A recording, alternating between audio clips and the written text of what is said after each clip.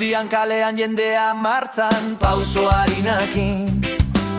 Greba eguna zabalik herriak bere arna sartzen, konplizitatearen hotza irribarreak batetik bestera, eta giroa zintzo zilloan eguna zabaltzen batera. Bihotzak taupak akaleak bizirik, herria bere martxan den argitzurik, baina laino bat jauzi zen goitik eta eguna bihurritu zen bat batean.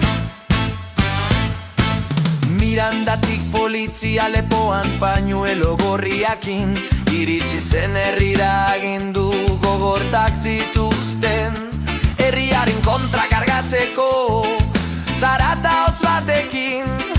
Pauso zakarrak airea ilundu zen poliziaien moduak, eten zuen kale barearen joa, eta ordu gutxian aldatu zen horeretako arnaza osoa. Porrazoen golpeak ziren, kristalen oiugarrenak, irrati eta arloguak lapurtu, atezain automatikak buskatu, kepoteak etxeko igo gailutan, kaka eta pizza egiten portaletan, pastelak lapurtzen, eta dendetako generoak eta gainontzekoak hor geratu ziren isilean lurrean botata.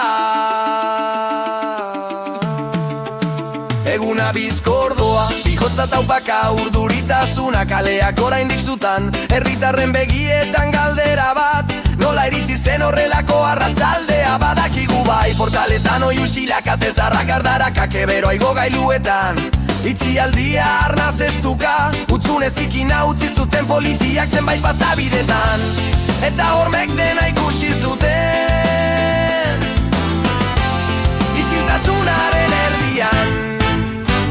Baina horeretak badaki nola jaso kolpeak, nola bildu kristalak, nola igaro zailtasunak, herritarrak elkarri eskua emanda, kaleak berriz garbitzen hasi ziren, eta bihotzetan indar berri bat piztu zen, egunak merezi zuen bezala maitu ez bazen ere, normaltasuna berriz kaletan alde egin dute gertatutakoa.